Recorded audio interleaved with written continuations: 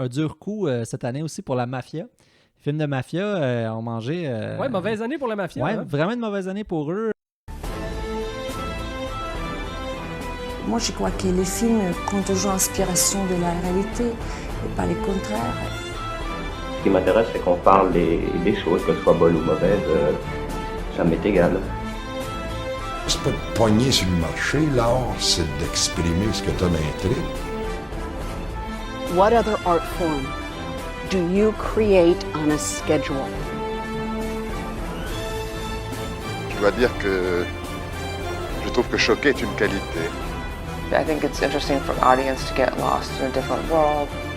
You need to know how ideas and emotions are expressed through a visual form.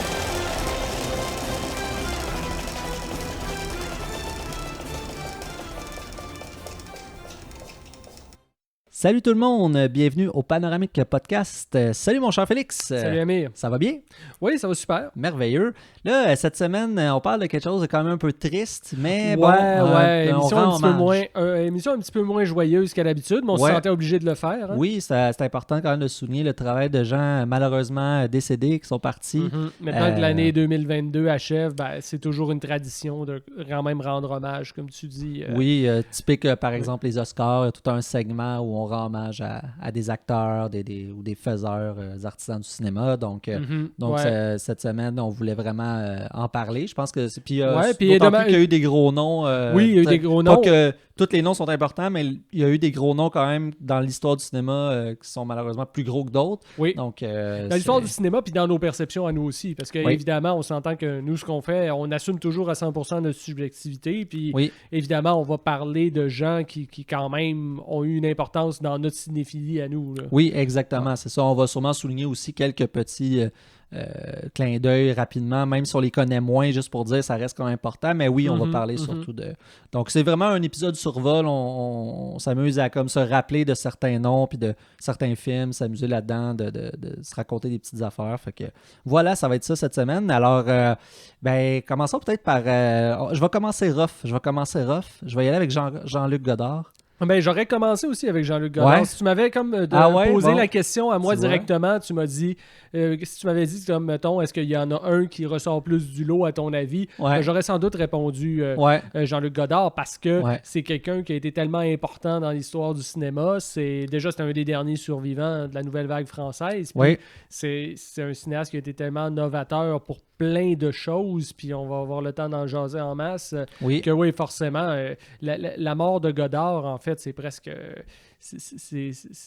plus grand que la mort du cinéma, parce que c'est presque le père du cinéma d'auteur, dans une certaine sens. Lui, puis la gang des Cahiers du cinéma, c'était les premiers qui voulaient qu'on reconnaisse les cinéastes comme des auteurs. Donc, ils l'ont fait en tant que critique à la base, puis ensuite, ils ont réalisé leur propre film, et puis là, ils sont devenus les auteurs très, très, très, très personnels et très, très... très, très contrôlants qu'ils espéraient être. Oui, puis pour moi, c'est synonyme de liberté. C'est l'anticonformisme. Ils se battaient contre justement le cinéma classique. Eux, ils appelaient le cinéma de papa en France. Le cinéma de papa, le cinéma avec les mêmes codes. On arrive dans les... C'est ça, on sort des années 40, après-guerre, tout ça. Là, on arrive dans les années 50, 60, et là, tu as des jeunes, justement, des jeunes qui ont d'autres idées, c'est des décennies qui s'en viennent, qu'on le sait que ça va bouger dans les sociétés. Puis eux, ils font pas exception. Puis en France, ça parle aux jeunes, ça parle aux gens qui aiment les œuvres. Donc, c'est des gens qui ont fait toute une différence, puis qui ont fait découvrir aussi des cinéastes qui n'avaient pas de succès, là, ou que du moins qui n'étaient pas tant reconnus. Eux, ils ont œuvré à avoir des succès énormes, mais qui n'étaient pas reconnus comme des auteurs, entre autres Alfred Hitchcock. Exact, avec Truffaut. Hitchcock était très connu, Howard Hawks était très connu. Oui, ces gens-là, leur place dans l'industrie est assurée, mais ils n'étaient pas perçus comme étant plus que ça. C'est les gens de la nouvelle vague, c'est les gens des Cahiers du cinéma qui sont arrivés et qui ont dit non, ces gens-là sont des vrais artistes, sont des auteurs. C'est pas juste des gens qui sont assis derrière la caméra puis qui ordonnent un peu le truc, là. C'est vraiment des gens qui arrivent avec une vision de la vie, une vision du cinéma et qui la transmettent à travers leur art. Mais tu vois, quand la reine d'Angleterre est décédée, je me rappelle, je ne sais plus c'est qui avait écrit ce commentaire-là, parce que quelqu'un sur les réseaux sociaux, je ne sais plus trop, mais parce que bon, la mort de la reine d'Angleterre arrivait pas très longtemps après celle de Gorbatchev. était le dernier dirigeant de l'Union soviétique. Ouais. Et puis cette personne-là avait fait un commentaire, j'avais trouvé très profond. On avait dit, en une semaine, on a enterré le 20e siècle. Ouais, et la mort de Godard, pour moi, qui est arrivée pas longtemps après, c'est aussi l'enterrement du 20e siècle. Parce qu'on s'entend, le cinéma est apparu à la fin du 19e, 1895, l'invention des Frères Lumière, mais on s'entend que le vrai développement du cinéma en tant qu'art, en tant que technique, en tant qu'industrie aussi, c'est quand même le 20e siècle. C'est pendant le 20e siècle que tout se met en place. C'est vrai. Et puis de voir comme ça Godard qui quitte la scène, en fait, qui éteint sa caméra définitivement, c'est aussi comme la fin d'une époque dans un certain sens. Oui, tout à fait. Il a vécu justement jusqu'à 90 ans quand même. C'est quelqu'un qui a une grande carrière, qui part dans les années justement 50. Oui, puis qui n'aura jamais vraiment voulu arrêter. Hein, je veux dire, jusque dans les dernières années, il y avait encore des projets de films. Il y avait même des informations qui avaient filtré, comme de quoi qu'il songeait peut-être à faire un film sur le mouvement des Gilets jaunes en France. Dans les dernières années, finalement, ça s'est pas concrétisé. Je crois que dans les dernières années de sa vie, il était assez malade. Il a fait une intervention au dernier festival. Il n'était pas allé en personne, mais il avait envoyé une petite vidéo assez coup de poing d'ailleurs, dénonciation de la politique américaine et tout, à la Godard, là, comme il est capable d'en faire. C'est pas quelqu'un qui mâchait ses mots souvent. Non, d'ailleurs, petit fait intéressant, c'est intéressant de savoir qu'à la base, Godard n'est pas français, il est né en Suisse. Ouais. C'est un Suisse. Et il est mort en Suisse aussi, mais ça fait plusieurs années qu'il était retourné vivre là-bas. Là, quand même. Ça faisait au moins depuis les années 90, je crois bien qu'il vivait là-bas, mais c'est quelqu'un qui est sorti de l'industrie complètement, si tant est qu'il en ait déjà fait partie. Et vers la fin, lui, il faisait ses films. Et comme il a toujours fait, c'est ça, suivre son un peu, c'est ça qui est le fun en fait. Je pense que c'est ça les gens, les cinéphiles qui aiment la nouvelle vague, c'est un peu ça en fait. Qu'on aime ou qu'on n'aime pas, je pense que tout le monde respecte l'approche de la nouvelle vague, de tous ces réalisateurs, réalisatrices-là qui sont arrivés avec des idées puis qu'ils ont fait, puis ça a fonctionné, ça a créé un mouvement plus gros que nature, puis ça fait que ça inspire énormément de créateurs aujourd'hui encore, tu sais, la nouvelle vague. Oui, tout à fait, puis jusque des fois dans des dans des sphères où on les attendrait pas forcément. Quentin Tarantino, son réalisateur fétiche, c'est Godard. Oui, à Bande à part. Faut savoir, à Bande à part, sa compagnie, c'est inspiré de Bande à part, qui est un film de Godard. Exact. Un de ses classiques. Exact. Mais c'est cool que tu mentionnes justement, peu importe qu'est-ce qu'on en pense, parce que moi, en fait, j'aime pas les films de Godard, pour être honnête. Ouais. Ça a l'air étonnant. Ouais, ça a l'air étonnant considérant tout ce que je viens de dire, mais je n'aime pas les films de Godard. Je trouve ça ennuyeux, je trouve ça pédant, ça me parle pas. C'est pas mon style de film. Pourtant, je ressens quand même un deuil de la mort de Godard parce que ça a été quelqu'un qui a été, comme je disais, plus grand que ses propres films, mais à la limite presque plus grand que le cinéma. C'est sa théorie un peu, c'est ça, c'est sa personnalité, sa théorie, c'est le tout en fait. Et le fait de ne jamais avoir fait de concession aussi, c'est ça qui est stupéfiant. À notre époque, c'est impensable en fait. C'est vrai. Non, t'as raison de tenir tête puis de faire ce que t'as envie, puis il l'a toujours fait, puis je pense que ça reste un pilier, gros pilier qui est tombé là, malheureusement cette année. Puis comme j'ai dit d'entrée de jeu, c'était un peu le dernier. Bon, il y avait Agnès Varda qui était morte il y a 2 ans, je crois, qui était comme une des toutes dernières, elle aussi. Je veux dire, tous ces grands cinéastes-là. C'est une époque, hein. C'est tous des gens qui sont nés dans les années 30, des années 40. Fait que avant ça, 20-30. 20-30, c'est vrai, ouais. Fait que c'est des gens, veulent pas qui... Truffaut, c'était pas mal le plus jeune. Il est né en 32, là. Ouais. Mais il est mort jeune. Aussi, c'est ça. Ouais, malheureusement. Mais donc, Jean-Luc Godard. Moi, j'aimerais parler d'un pan. Ça a été un dur coup cette année aussi pour la mafia. Film de mafia, on mangeait... mauvaise année pour la mafia. Ouais, vraiment une mauvaise année pour eux. Écoute, déjà, parlons moi, je veux parler tout de suite, en fait, de Tony Sirico. Tony Sirico qui joue Paulie Walnut dans Les Sopranos. Personnage tellement attachant, tellement drôle, tellement comique, tellement intense en même temps, old school. Lui, c'est un gars dans la vraie vie, en fait, qui a été dans la mafia, en fait, ou du moins qui a été très proche. Il a baigné là-dedans jeune, il a fait beaucoup de tu sais ça, il a fait de la tôle, il a fait, tu sais, il a c'est vraiment... le Tony Conte américain. C'est ça, américain. Puis, mais le gars s'est revampé, il est devenu acteur, puis ben, il est reconnu à Star justement dans Les Sopranos, qui est comme la série à succès de la fin des années 90, début 2000, qui est encore très culte. Moi, c'est ma série favorites probablement de tous les temps. J'aime vraiment beaucoup Les Sopranos, les acteurs là-dedans. Malheureusement, il y en a quelques-uns décédés, mais Tony Sirico, cette année, j'ai trouvé ça plate. Je dis, encore un monsieur, justement, je pense qu'il avait 80, quelque chose comme ça. Donc, monsieur d'un certain âge déjà, avec un bon vécu, mais c'est intéressant. On le voit aussi dans le Gotti 96, qui a été produit par HBO. Donc, téléfilm qui raconte la vie de John Gotti avec Armand Assante, que je trouve juste incroyable dans ce film-là. Mais ouais, c'est ça, c'est quelqu'un qui joue beaucoup dans les films de mafia, que ce soit des comédies, que ce soit des trucs plus sérieux. Mais son rôle, le plus grand rôle qu'il a eu, c'est sûr que c'est Paulie Walnut là, dans Les Sopranos, c'est mémorable.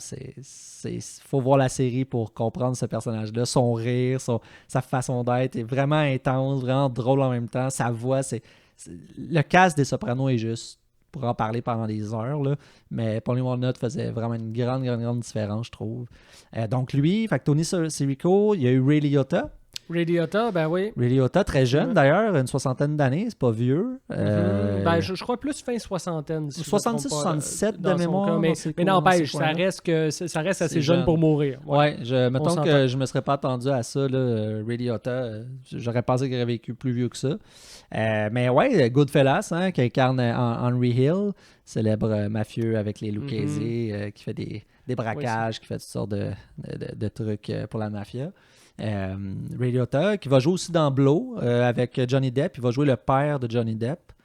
Il va quand même jouer. Je connais pas la carrière au complète. Moi, je me rappelle de lui qui jouait le méchant dans le film de la comédie de moteur là, avec Tim Allen et John Travolta. Comment ça s'appelait déjà ce film-là? C'était un film assez. C'était eux deux avec William Macy et puis Martin, en tout cas, bref. Les quatre ensemble étaient assez drôles. Puis Ray Liotta faisait le méchant. C'est comme 4 gars qui décident qu'ils font un trip en moto. Puis Ray Liotta, il est là. Ouais, ça, Ray Liotta les prend en grippe. Et puis c'est assez rigolo quand même comme film. C'est cool. Mais oui, mais un bon acteur. J'ai jamais capoté sur Ray Liotta. Je le trouve bon, mais il m'a jamais comme fasciné ou de quoi. Mais par contre, dans Goodfellas, c'est excellent. Oui, je pense que ça a été pas mal dans les rôles de sa vie. Hein, ouais, je pense on peut dire. Ça déjà, le film en lui-même est génial. Ben oui, c'est un chef-d'œuvre, un classique. Donc, Ray Liotta, il y a justement Paul Sorvino. Paul Sorvino, Paul Sorvino qui incarne Paul... là, ça devient mêlant. Là, c'est Paul Sorvino qui incarne Paul Cicero dans Goodfellas, mais qui est inspiré d'un vrai mafieux qui s'appelle Paul Vario. Donc, 3P solide. Là. Fait que 3 Paul. Paul. Fait que, ouais, Paul Sorvino, qui est quand même un personnage important dans le film Goodfellas, qui est très bon aussi, qui a quand même une belle carrière aussi. Je le connais pas à 1000 à l'heure, mais c'est un gars qui était dédié beaucoup pour les films. Il aimait ça, il était bon, il a une prestance, un grand gaillard aussi. C'était vraiment quand même intéressant. Fait que déjà 2 dans le même film, deux dans le casting de Goodfellas dans la même année, c'est rough quand même. Là. Si j'étais à la place de De Niro, je m'inquiéterais un peu. Là, qu'est-ce qui se passe? Ça fait peur, là, les grands s'en viennent. Là, vaut mieux pas y penser. On va faire un épisode genre en 2060. Oui, c'est ça, mais parce que bon, là on n'a pas fini, on en a encore plein qu'on veut nommer, mais la plupart des gens qu'on nomme, c'est des gens qui ont marqué le cinéma qu'on aime, mais c'est souvent des gens assez âgés en fait, dont on va parler aujourd'hui. C'est des gens d'une autre époque. Hein, c'est ça, donc effectivement, les prochaines années, comme tu dis, vont être très, très, très difficiles parce que nous qui aimons les films des années 60 ou 70 beaucoup, ben là, forcément, les gens qui ont fait ça, t'en as beaucoup déjà qui sont morts, mais ceux qui restent sont très vieux. Donc, exactement. On n'a pas fini de vivre des deuils. Là. Non, 100%. Puis le dernier, du moins que j'ai conscience, dans l'aspect mafia, film de mafia, c'est James Caan. Sonny Corleone dans The Godfather. Donc, c'est fini. Et oui, lui aussi, malheureusement, pas jeune non plus. Il a joué aussi dans Thief. D'ailleurs, un film que je veux voir, j'ai malheureusement pas eu le temps, mais Thief lui, quand même quelques rôles marquants. Misery. Oui, Misery aussi, c'est vraiment très marquant. Bon. Oui, tout à fait, excellent film.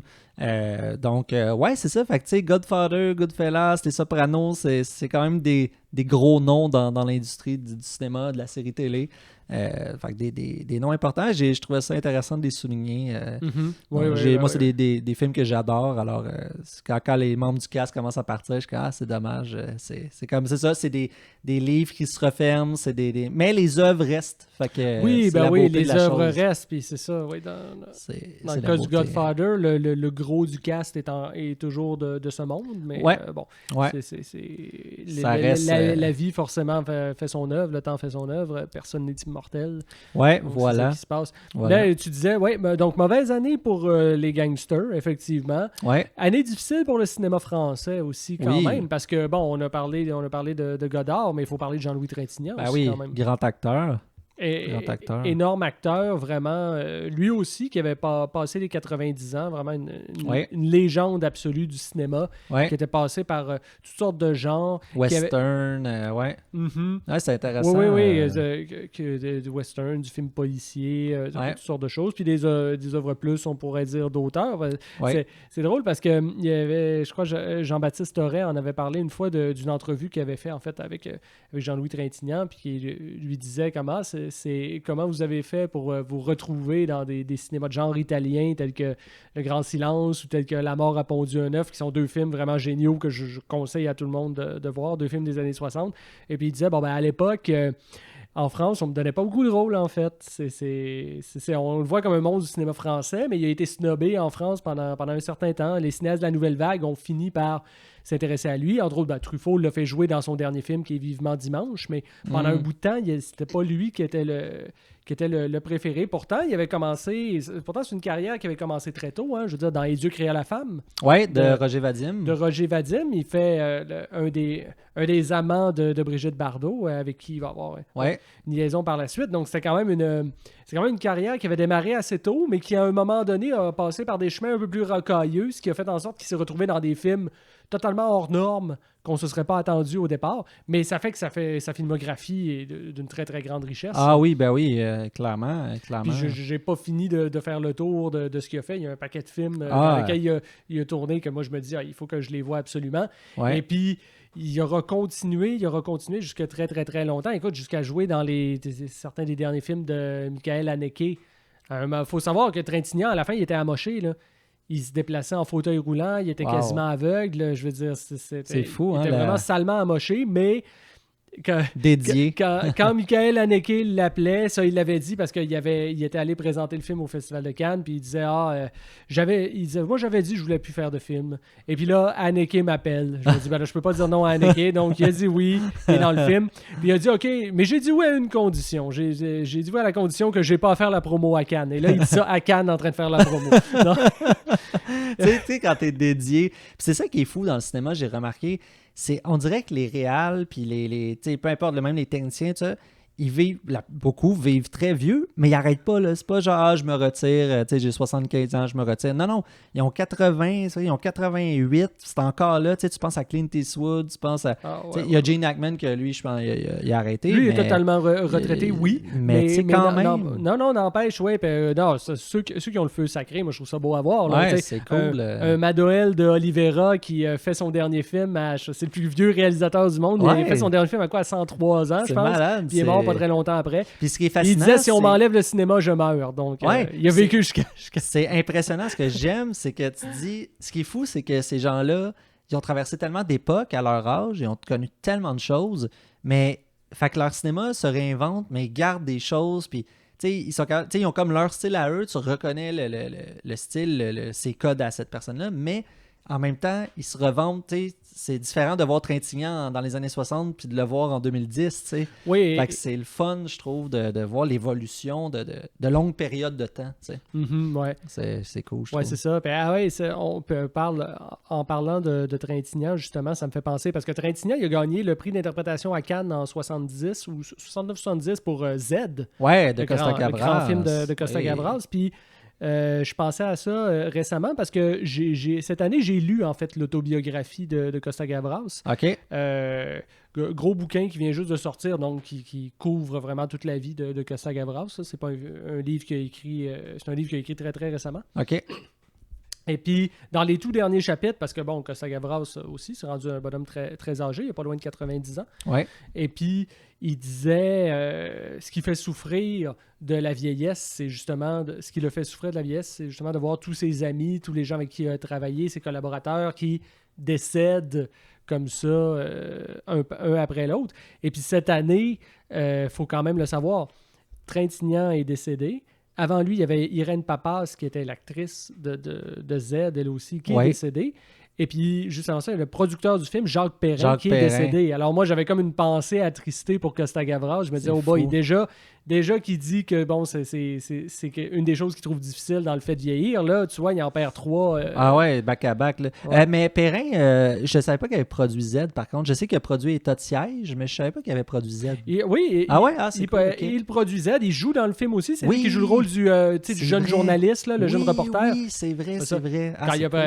Quand il a produit le film, il était tout jeune, en fait. Oui, ben c'est ça. Ouais, c'est ça. C'est quelqu'un d'intéressant, d'ailleurs, Jacques Perrin, parce qu'il a fait beaucoup du documentaire, mais il a fait aussi, justement, du cinéma engagé, le cinéma de Costa-Gavras. Ben oui, vraiment. très politique. Oui, ça, puis un autre produit de son époque aussi, un autre produit, la fameuse décennie des années 60, où finalement, c'est la libération des carcans, puis il y a comme toutes sortes de choses qui peuvent se faire. Puis où les gens ont des couilles aussi. Là. Ça prend des couilles faire Z, là, quand même. Ben oui. En pleine dictature des colonels, ça vient d'arriver. Là. C'est puis magique ce qu'il fait. Il faut se pousser en Algérie, qui est dans un climat qui est dans le climat toujours euphorique de son indépendance. On fait le film en Algérie. C'est tellement incroyable. Puis tu sais, Costa-Gavras, ce que j'aime, c'est que c'est un homme tellement intelligent puis tellement comme...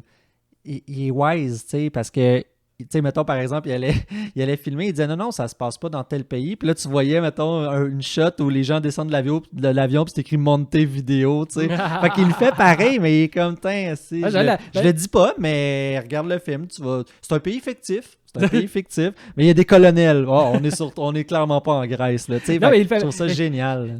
Il fait pas des fois, il le fait de manière un peu coquine comme ça, mais des fois, il le fait de manière frontale aussi, comme à la fin du générique de Ced, où il dit elle va être toute ressemblance avec des personnes réelles, n'est pas le fait du hasard, elle est voulue. Là. Voilà, dans vos tronches. Dans vos tronches. C'est génial, Costa-Gavras. Ça faisait longtemps, moi, je voulais découvrir son cinéma, puis j'ai capoté. Là, je veux dire, L'Aveu, État de siège, Z, c'est des films qui vraiment le fun. Ceux qui aiment les thrillers politiques, là, c'est un homme à connaître. Ouais, celui-là, on souhaite une longue vie puisqu'il est toujours de ce monde. Oui, 100%. Gros morceau. Puis, il y a, sinon, sur une autre d'idée qui vient en tête, là, il y a Sidney Poitier. Sidney Poitier, acteur... Oui, quelqu'un de très important. Oui, acteur afro-américain qui est le premier afro-américain, en fait, à être oscarisé. Non, c'est pas le premier à être oscarisé, parce qu'avant ça, dans les années 40, au début des années 40, tu avais Hattie McDaniel, l'actrice qui jouait la bonne dans Gone with the Wind. En fait, je crois que c'est ça son nom, Hattie McDaniel. En tout cas, je pense que je l'ai eu correct. Mais en tout cas, bon, bref. Au pire, on corrigera en post-production. Mais oui, elle avait déjà gagné l'Oscar de la meilleure actrice dans un second rôle, en fait. Puis évidemment, bon, à l'américaine de l'époque, je veux dire, ça n'a aucun espèce de bon sens. La pauvre femme gagne l'Oscar. Mais comme à l'époque, c'était encore la ségrégation, les Noirs ne pouvaient pas s'asseoir dans les mêmes cinémas que les Blancs, donc elle n'a même pas pu aller chercher son Oscar. Fou, hein? Tu dis, c'est un truc absolument incroyable. Donc Oscar, ce qu'on doit dire, c'est le premier homme. Ben oui, mais la première vedette surtout. Oui, la vedette surtout, parce qu'avant, tu pouvais avoir des acteurs noirs, mais qui étaient cantonnés dans des seconds rôles tout le temps. C'est à cause de lui qu'on connaît Fred Williamson, qu'on connaît des gros noms aujourd'hui. Samuel Jackson, c'est lui qui a ouvert la porte à ça. Exactement. Ça a été quelqu'un d'extrêmement important, quelqu'un qui a dû persévérer aussi pour aboutir, parce qu'il a suivi les fameux cours de l'Actors Studio, la grande école d'acting américaine. Ouais. Mais comme il n'était pas blanc, on lui a mis des conditions du genre...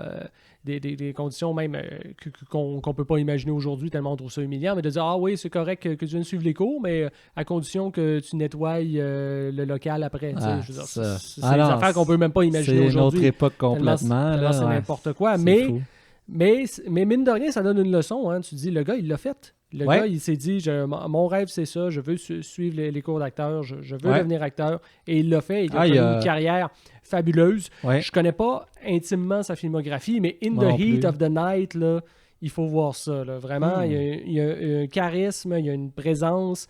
Le film en lui-même est excellent, mais vraiment, une des raisons qu'il est excellent, c'est la performance de Sidney Poitier. Ah, c'est cool, ouais. Ah non, c'est ça, c'est le fun. Une autre, en fait, de l'époque également, puis grand nom, Monica Vitti aussi, en Italie. La reine du cinéma italien, qui a tourné avec les plus grands. Beaucoup avec Antonioni, oui, effectivement. Ouais. À côté de Mastroianni, tout ça, c'est quelqu'un que oui, je la connais pas beaucoup, moi non plus. C'est pas une actrice que je connais tous les films et tout, mais je connais bien sûr le cinéma italien, donc je sais qu'elle a tourné avec des grandes pointures. Donc elle-même. Encore une fois, comme on dit, ça fait partie un peu des survivantes de cette époque-là révolue, donc forcément. Oui. C'est important de souligner. Puis des gens on parle de Poitiers, on parle de Vitti, là, on parle de gens qui étaient quasiment centenaires. Là, à leur décès. Oui, exact. Oui, ils n'étaient plus jeunes du tout. On parle d'Italie, j'ai eu un flash. Là, il y a eu Henri Silva aussi qui est mort. Henri Silva, c'est un peu moins connu, mais c'est connu dans le monde du bis. Cinéma bis, justement italien. Par exemple, dans les films de Fernando Di Leo, Henri Silva. En fait, Pulp Fiction s'inspire The Italian Connection avec justement avec Silva et je pense que c'est Strode. Ouais, Woody Strode, grand acteur, acteur de l'époque de John Ford. Ouais. Exact. Puis, Woody Strode, comme duo avec Henri Silva. Fait que justement, l'afro-américain avec le blanc américain, puis le duo, Pulp Fiction, Samuel Jackson, John Travolta, ça vient de ce film-là, mais c'est Henri Silva. C'est comme si, justement, Henri Silva a donné le personnage de John Travolta. Donc, mais Henri Silva, il a une carrière quand même aussi impressionnante. Je veux dire, il a joué dans vraiment beaucoup de films, mais tu sais, des films de police, des films de gangsters, tout ça, à l'italienne, en Europe. C'est quelqu'un qui a fait pas mal de choses, mais moi, c'est un acteur que j'aime bien, qui est malheureusement décédé aussi cette année. Il y a eu quand même, tu sais, c'est ça, autant des grosses pointures que des trucs un peu disparates, mais quand même que c'est Colin, c'est plate. Oui, c'est ça. Des acteurs puis il y a bien c'est ça. Évidemment, sur une année, puis dans la grande richesse du cinéma, il peut en partir plein. Tu sais, Louise Fletcher, par exemple, c'est pas quelqu'un qui a eu une carrière extraordinaire. Elle a pas joué dans énormément de films, mais quand même, elle a quand même gagné l'Oscar pour son rôle de Miss Ratched dans One Flew Over the Cuckoo's Nest. Donc, mine de rien, tu sais. Puis surtout, en plus, le cinéma, c'est dans le cinéma New Hollywood, c'est un cinéma qui est quand même très masculin. Il n'y a pas énormément de figures féminines qui ont émergé dans ce cinéma-là, mais ça, c'en est quand même un marquant. Le personnage de Miss Ratched, quand même, puis la manière que Louise Fletcher le joue, elle le joue avec... évidemment, c'est un peu le méchant du film, elle est très froide, mais en même temps, elle réussit quand même à le jouer d'une façon où on sent quand même... Elle donne de la profondeur au personnage. On sent quand même qu'elle, dans sa tête, elle pense faire le bien. Donc, c'est ça. C'est un nom qu'on peut citer. On peut Vangelis, grand compositeur de musique de film qui a fait entre autres Blade Runner. Ça a été quelqu'un... Je crois que c'est un des premiers qui a amené la musique un peu électronique au cinéma. Probablement. Ça se faisait pas vraiment c'est vrai. Je pense qu'il a dû révolutionner un peu les choses, lui. C'est vrai, il a roulé beaucoup. Vangelis, Ivan Reitman. Ghostbusters, Ivan Reitman qui avait réalisé. Exact. Puis, cette année, de notre côté aussi, on l'a appris hier, en fait. Hier, c'est ça, parce qu'on diffuse les émissions tout un petit peu plus tard, mais hier... Jean Lapointe. Le décès de Jean Lapointe. Jean Lapointe, les ordres, je veux dire, ça peut pas passer à côté de ça. La toute première émission qu'on a faite pour le podcast, tu te rappelles, on a fait notre top 3 de nos films québécois préférés. Et dans ce top 3-là, moi, j'avais 2 films avec... le top 3, c'est un top 3,5 en fait, là, parce qu'on parlait des ordres. Qui est notre préféré. Mais dans ces films-là, moi, j'en avais 2 avec Jean Lapointe. Oui. Parce que, oui, évidemment, les ordres, chef-d'œuvre absolu, mais aussi, il y avait eu comme un très, très, très grand rôle à l'origine d'un cri, où jouait le grand-père. Ouais. Donc, moi, c'est sûr, la première chose auquel j'ai pensé en apprenant sa mort, c'est évidemment la scène de sa mort dans l'origine d'un cri, où il s'effondre, en fait, et il est devant son lavabo dans sa salle de bain et puis il tombe par terre. Moi, j'ai eu vraiment cette image-là tout de suite qui m'est venue en tête. Je me suis dit, OK, cette fois-là, c'est arrivé pour vrai. Ouais, c'est ça, c'est vous. Lui aussi, pas jeune, 80... Oui, évidemment, on est triste parce que c'est des deuils de cinéphiles, parce qu'on l'a beaucoup aimé, mais on savait tous qu'il était très malade, donc on s'y attendait un peu. Là. Ah oui, l'âge et tout, c'est normal. Mais c'est des gens qui ont eu des belles carrières, c'est cool. Puis comme je dis, moi, c'est une des beautés que j'aime du cinéma, c'est que ça reste. Ça reste, si bien sûr on fait un travail de conservation, tout ça, ça reste, tu peux revoir des films avec tous les gens qu'on a nommés, c'est le fun. Tu parles du travail de conservation, mais Jean Lapointe a tout ce qu'il faut pour être un immortel. Maintenant, c'est à nous de s'assurer qu'il le soit en préservant les films, en préservant la mémoire. Ouais. Exactement. Donc, de revoir des films avec ces gens-là, parce que justement, c'est là la nostalgie du cinéma, c'est là que ça fait mal, comme tu dis, parce que nous qui aimons les vieux films, les vieux films ils vieillissent à chaque année, puis ces gens-là aussi. Puis à un moment donné, on va perdre justement les grands noms. On va perdre Pacino, on va perdre De Niro, Argento, Scorsese. Ça s'en vient, là. C'est des gens qui ont 80 ans passés, là. Donc, ça sera pas beau tantôt, clairement. Oui, c'est ça. Haut les cœurs, parce que... Mais bon, tu sais, comme on disait tantôt, c'est que de la vie. Oui. C'est des choses qui sont naturelles. Oui. Il faut... On a les films, c'est ça qui compte. On aura toujours le souvenir pas loin de nous. Fait que on a cette chance-là au moins. Oui, tout à fait. Puis ces gens-là dont on parle, je veux dire, ils sont déjà grands, en fait. Ils ont déjà accompli ce qu'ils avaient... Tout à fait. Ce qu'ils avaient à accomplir, puis je veux dire, ils vont être rappelés. On ne peut que continuer à les découvrir. Hein? Les prochaines générations vont pouvoir les découvrir et encore et encore. Il y a des films qu'on regarde qui ont 80, 100 ans. On a la chance de pouvoir voir ces films-là. C'est incroyable parce que tu dis, wow, d'ouvrir une caméra, de capter un moment, tu dis, dans 200 ans, tu peux revoir ça si, évidemment, les choses restent. Moi, je trouve ça fascinant le cinéma pour ça, de filmer un visage, par exemple. Je pense à Monica Vitti, la reine d'Italie. Tu dis, de filmer cette femme-là, je sais pas, moi, dans les années 50, 60, puis de dire en 2022, tu revois ça, tu dis, wow, c'est toute une époque révolue, toutes les choses ont tellement changé, mais c'est encore capté, c'est encore là, c'est un souvenir qui est présent. Ça me fascine beaucoup, moi, la captation. Donc, fait que je pense que ça fait le tour. Évidemment, on n'a sûrement pas nommé toute la troupe. Il y en a des tonnes. On ne pouvait pas nommer tout le monde. C'est clair qu'on en a sûrement oublié. Oui, il y en a des tonnes. Mais je pense que ceux qu'on a nommés, c'était ceux qui nous rejoignaient beaucoup pour cette année. Donc, rest in peace, les grands du cinéma. Puis, je pense que ça conclut l'émission. Merci beaucoup à toi, mon cher Félix. Merci Amir, mais merci les gens qui regardent. Oui, merci beaucoup. Merci de vous abonner au podcast sur les réseaux sociaux, Instagram, YouTube, Spotify. On est un peu partout, Facebook. Merci à Richard également pour la tech. Merci Richard pour la tech. À plus. Shit the bed. Well, howdy, folks. Come on in.